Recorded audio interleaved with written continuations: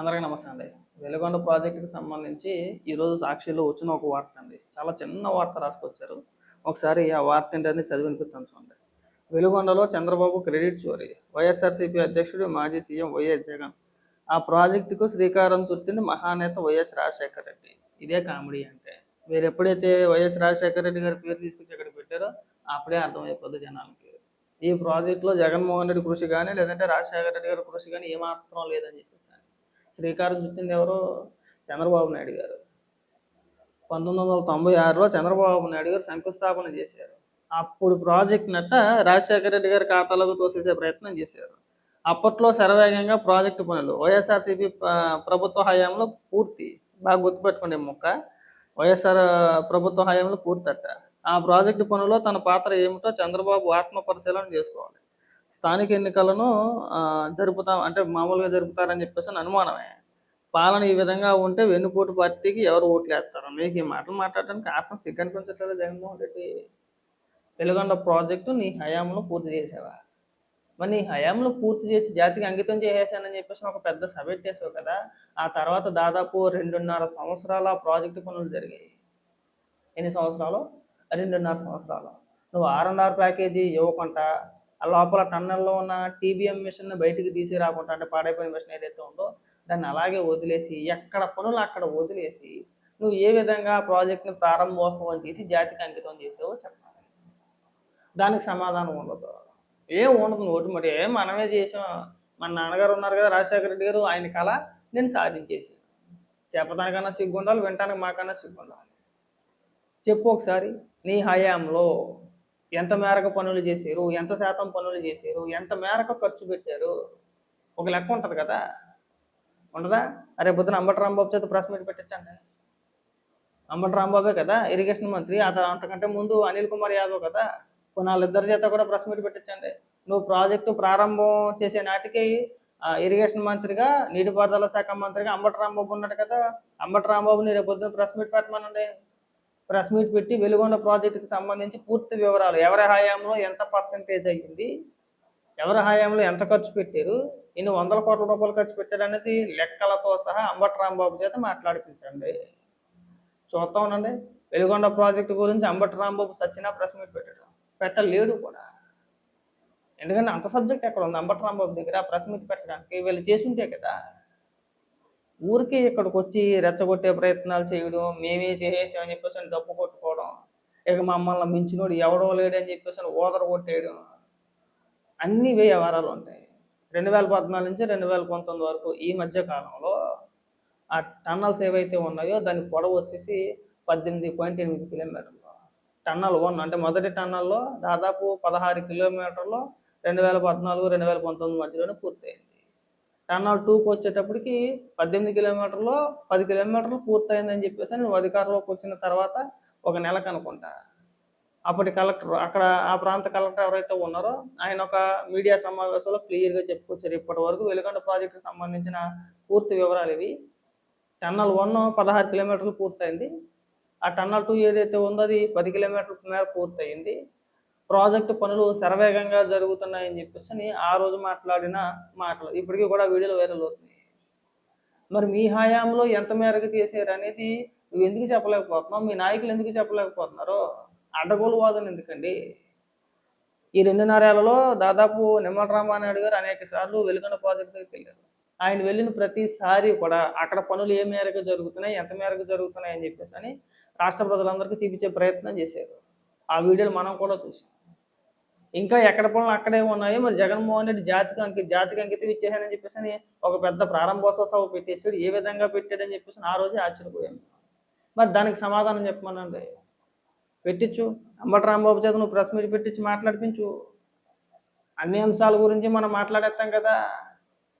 మాట్లాడితే మన కులాలను అడ్డం పెట్టుకుని రాజకీయం చేయాలనే ప్రయత్నం చేస్తాం కదా. ఈ ప్రాజెక్టు విషయంలో కులాల మతాలు తీసుకురాకుండా సబ్జెక్ట్ ప్రకారంగా ఇగో మా హయాంలో ఇన్ని వేల కోట్ల రూపాయలు ఖర్చు పెట్టాం, ఇక తర్వాత మీరు వచ్చి ఇంత పని చేశారు, ప్రాజెక్టు పూర్తి చేశారని చెప్పి చెప్పండి. కొన్ని అవసరమైతే అందులో క్రెడిట్ నువ్వు కూడా తీసుకో, ఎవడు కాదన్నాడు? నువ్వు నిజంగా పనులు చేసుకుంటే క్రెడిట్ నీకు కూడా ఇస్తారు కదా, ఇవ్వకుండా ఉన్నాం కదా. మరి అవన్నీ చేయకుండా ఈ డచ్చ కౌర్లు ఎందుకండి? ఈ పనికి మాటలు ఎందుకండి? మాట్లాడితేనేమో అందరూ సుద్దపూసలే. వీళ్ళ పార్టీలో నాయకులు అందరూ సుద్దపూసలే. సిద్దిరప్పలరాజు, ఆ కారుమూరి నాగేశ్వరరావు, తర్వాత ఇంకొంతమంది నాయకులు ఉన్నారు. అందరూ కూడా ఈ లిక్కర్ స్కామ్లోనూ ఇంకోటిలోనూ అరెస్ట్ అయిన వాళ్ళే. ఆ జోగి రమేష్ సిద్దిరప్పల వరకు వచ్చేటికి ఏమని మాట్లాడతాడంటే వాళ్ళ కొడుకు సుత్తపోసంటే 18 ఏళ్ళ చిన్న పిల్లోడు బైక్తో గుద్దేసి చంపేసాడు, కారు కూడా కాదంటాడు. అంటే బైక్తో గుద్దేస్తే పర్వాలేదు, కారుతో గుద్దెత్తేనే నేరం. మరి ఈ తెలివితేటలు ఎక్కడి నుంచి వచ్చినాయి మాకు అర్థం కావట్లేదు. ఈ లాజిక్లు ఏంటో మాకు అర్థం కావట్లేదు. నువ్వు ఈ పీత బుర్రతోటి, ఈ కోడి బుర్రతోటి నువ్వు మమ్మల్ని 5 సంవత్సరాలు పరిపాలించావు. దేంతో గుద్దితే ఏంటి, ప్రాణం పోయింది కదా. సరే పోనీ యాక్సిడెంటే, ప్రమాదం కాదు. యాక్సిడెంట్ని యాక్సిడెంట్గా ఉంచితే దాన్ని అలా చూపించగలిగితే దానికి తగ్గ సెక్షన్లో దానికి ఉంటాయి. మనోడు ఏం చేశాడు, గుద్దేసి పారిపోయాడు. గుద్దేసి పారిపోయిన తర్వాత కేసుని తారుమారు చేసే ప్రయత్నాలు చేశారు. ఆ కేసులోనే కదా సిద్దిరప్పలరాజుని అరెస్ట్ చేసింది. ఇంకా సుతపోసండి, అమాయకుడండి, ఏమీ ఎరగదండి అని మాట్లాడితే నవరా జనాలు. పైగా ఇంకొక లాజిక్ చెప్పుకోవచ్చు, అదొక దిక్కుమాలతనం లాజిక్. అది వింటా ఉంటే వికట పుట్టేస్తూ ఉంటుంది కొన్ని సందర్భాల్లో. చాలా సుద్దపోసండి, అమాయకులండి. వీళ్ళ పరామర్శకి ఎవరింటికి వెళ్ళారని పరామర్శకే ఆ బాధిత కుటుంబాన్ని పరామర్శిస్తానికి వెళ్ళలేదు ఇప్పటి వరకు కూడా. సిద్దిరప్పలరాజు కుటుంబాన్ని పరామర్శిస్తానికి వెళ్ళాడు. సిగ్గని పెంచలో కొంచెం కూడా. కొన్ని ఆ బాధిత కుటుంబం ఏం చేశారు, నిన్ను వాళ్ళని పాపం చేశారా, కొన్ని నేను విమర్శించారా, మీ పార్టీ నేను విమర్శించారా? ఆర్థికంగా లేనోళ్ళు, కనీసం వాళ్ళ పిల్లలకి తిండి పెట్టలేని పరిస్థితుల్లో ఉన్నారు. ఆనాటికి ఇది దానయ్య చనిపోయే నాటికి అంత్యక్రియలకు కూడా వాళ్ళ దగ్గర డబ్బులు లేక వాళ్ళ పిల్లోడికి జ్వరం వస్తే ఆ నీళ్ళలో బిస్కెట్ ప్యాకెట్ ముంచి తినిపించిన పరిస్థితి. ఆ వీడియోలు అందరం చూసాం కదా. అవి చూసిన ప్రతి ఒక్కరూ, మానవత్వం ఉన్న ప్రతి ఒక్కరూ ఎంతో కొంత ఆర్థిక సహాయం చేశారు, చాలామంది చేశారు. తెలుగుదేశం పార్టీ తరపు నుంచి దాదాపు 10,50,000 రూపాయలు ఆర్థిక సహాయం అందించారు. కొంతమంది యూట్యూబర్లు ఒక 5,5 లక్షల రూపాయలు వాళ్ళకి ఆర్థిక సహాయం చేశారు. ఆ చుట్టుపక్కల రాజకీయ నాయకులు ఎంతో కొంత వాళ్ళ చేతిలో పెట్టొచ్చిన వాళ్ళే కానీ వెళ్ళి ఉత్తి చేతులతో వెనక్కి రాలా. మరి మీకు ఏం పోయే కాలం అండి, కనీసం వెళ్ళి 10 రూపాయలు వాళ్ళ చేతిలో పెట్టి వాళ్ళేమో ఏదో జరిగింది మనిషిని ఎలాగ తీసుకురాలమ్మా, ఇగో ఇంత ఉంచుకోండి, 1 లక్ష 2 లక్షలు 5 లక్షలు ఇచ్చి మా పార్టీ తరపు నుంచి మీకు ఇంత ఆర్థిక సహాయం మేము చేయగలుగుతున్నాం అని చెప్పేసి ఎందుకు చెప్పలేకపోయారు మీరు? లేనోళ్ళ అంటే లేదు, ఎక్కడైనా ఏదైనా ప్రమాదవశాత్తు ఎవరైనా చనిపోతే అక్కడికి వెళ్ళి 1 కోటి ఇవ్వాలి, 2 కోట్ల రూపాయలు ఇవ్వాలని చెప్పేసి పెద్ద పెద్ద ఉపన్యాసాలు ఇచ్చే మనం, మరి సిద్దిరప్పలరాజు కొడుకు విషయంలో ఆ దానయ్య కుటుంబానికి ఎందుకు ఇవ్వలేదని మీరు? ఇవ్వచ్చుగా 1 కోటి రూపాయలు, పోనీ 1 కోటి వద్దు 1 లక్ష రూపాయలు ఇవ్వండి వెళ్ళి, కనీసం పరామర్శకల్లా డబ్బుల సంగతి పక్కన పెట్టేసేయండి. పోనీ సిద్దిరప్పలరాజు అంటే వెళ్ళలేదు, అక్కడికి వెళ్ళక బుద్ధి లేదనుకుంటాం. ఆ జిల్లా నాయకులు ఏమైపోయారు, వాళ్ళకి బుద్ధి లేదా? జిల్లా నాయకులు కావచ్చు, మండల నాయకులు కావచ్చు, మళ్ళీ పెద్ద పెద్ద వాళ్ళు ఉన్నారు, మళ్ళీ పేరు మోసిన రాజకీయ నాయకులు అందరూ ఉన్నారు ఆ జిల్లాలో. మరి ఎందుకంటే వెళ్ళి కనీసం కొద్దిగా ఏదో జరిగిందేమో కనీసం ఒక పరామర్శ, మీ కుటుంబానికి మేము అండగా ఉంటామమ్మా, ఏం పర్లేదు అని చెప్పేసి అంటే ఎవరైనా వద్దంటారా? కొంత దాన్ని ఎవరైనా రాజకీయం చేయాలని చెప్పేసి ప్రయత్నాలు చేస్తారా? చేయరు. దానికి కూడా నేను కవర్ చేసుకునే ప్రయత్నం, బీసీలు అండి, బీసీలు అందరినీ తొక్కేస్తున్నారంటే మేము బీసీలు, ఏం చేయమంటావు దానికి? ఇప్పుడు సిద్దిరప్పలరాజు కానీ కారుమూరి నాగేశ్వరరావు కానీ మాకైనా ప్రతినిధిలా కాదు. కారుమూరి నాగేశ్వరరావు అయితే ఇంకా విచిత్రం, అబ్బో అసలు ఎలాంటి స్టేట్మెంట్ ఇస్తాడని చెప్పేసి ఎవడు ఊహించుకుంటాడు. ఏదో జరిగిందండి చిన్నిది అవినీతి, చిన్నిదంట 28 కోట్ల రూపాయల అవకతవకలు జరిగినాయి అని చెప్పేసి ఈడీ అధికారులు ఆధారాలతో సహా కారుమూరి నాగేశ్వరరావుని అరెస్ట్ చేస్తే నిన్న ప్రెస్ మీట్ పెట్టి చిన్నదే 28 కోట్ల రూపాయలకి చిన్నది, సిగ్గుండ అవసరం లేదు అంటే ఎంత అడ్డంగా సమర్థించుకుంటున్నాడంటే చూడండి. జగన్మోహన్ రెడ్డి తన స్వలాభాలు ఏంది, తన పాత్రలు ఏంది ఎవరిని సమర్థించడం. ముఖ్యంగా ఈ అవినీతి కేసులు, ఏది ఈ లిక్కర్ కావచ్చు, లేదంటే ఇంకోటి కావచ్చు, వీళ్ళు దోచేసిన దాంట్లో వీళ్ళ నాయకులు ఏ విధంగా సమర్థిస్తున్నారంటే, ఇప్పుడు కారుమూరి నాగేశ్వరరావుకి ముందు బీసీ తగిలిచ్చారు. ఇప్పటి వరకు కారుమూరి నాగేశ్వరరావు యాదవ కులానికి సంబంధించిన వ్యక్తి అని చెప్పేసి ఎవరికీ తెలియదు.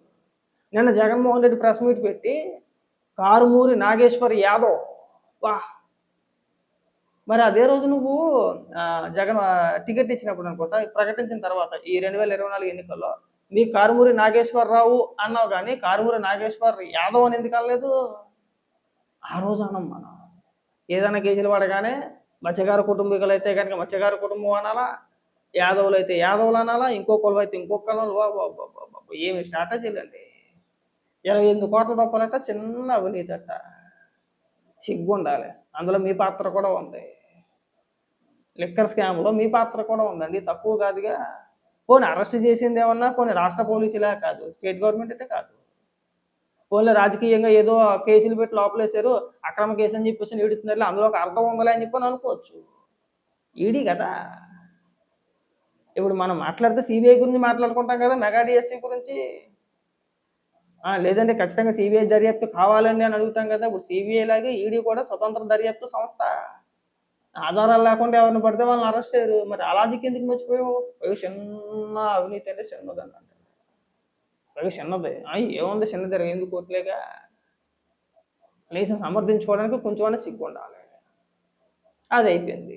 మళ్ళీ మెగా డీఎస్సీ గురించి చెప్పుకొచ్చాడు ఇంక. పెద్ద పెద్ద సవాళ్ళు. నేను సవాల్ విసిరేసానంటే కోడిగుడ్డు మీద ఈకలు పీకుతున్నారండి ఇలా అంటారు. కోడిగుడ్డు మీద ఈకలు పీకింది నువ్వు. కోడిగుడ్డు మీద ఈకలు పీకింది ఎవరు? నువ్వు.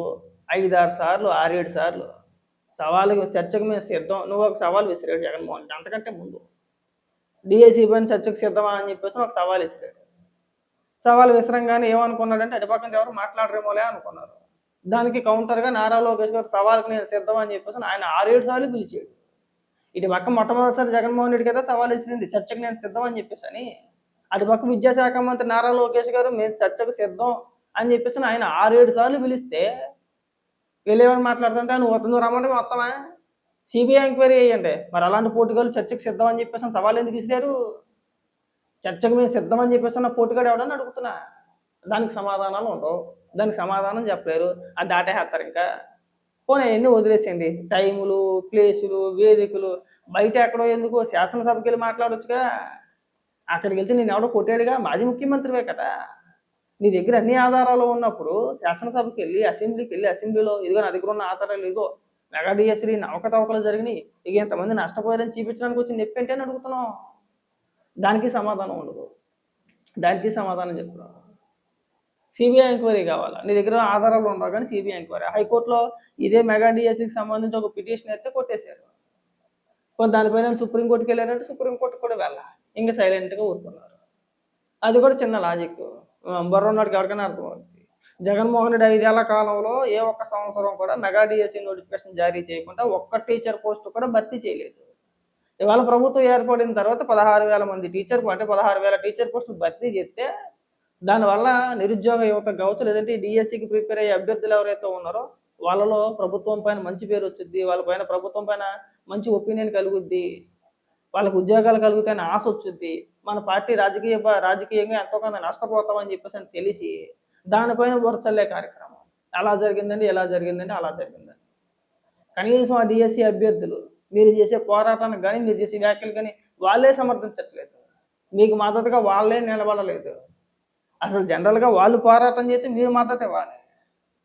కానీ ఏదో మీరు ఒక తప్పుడు ఆరోపణలు చేసి మీరు పోరాటం చేస్తున్నారు. మీ పోరాటాలకు వాళ్ళేం మద్దతు ఇవ్వలేదుగా. ఇవ్వరు కూడా. అలా ఉంటాయి మాట మిగతా వ్యవహారాలు. ఒక్క ఆరోపణ అంటే ఒక్కటి నిజం ఉండదు. అన్నీ అబద్ధాలే. ఇప్పుడు మళ్ళీ ఎన్నికల్లో ఏకగ్రీవాలు ఎక్కడ అవ్వకూడదు అంటాడు. మనోడు ముఖ్యమంత్రిగా ఉన్నప్పుడు ఏకగ్రీవాలు చేయండి. ప్రతి పంచాయతీకి కూడా 15-20 లక్షల రూపాయలు నేను ఇచ్చేస్తాను. ఏకగ్రీవాలే మన లక్ష్యం అని చెప్పేసి దాడులు చేయించాడు, కేసులు పెట్టించాడు, కొట్లాటలు జరిగినాయి, కొట్టుకున్నారు.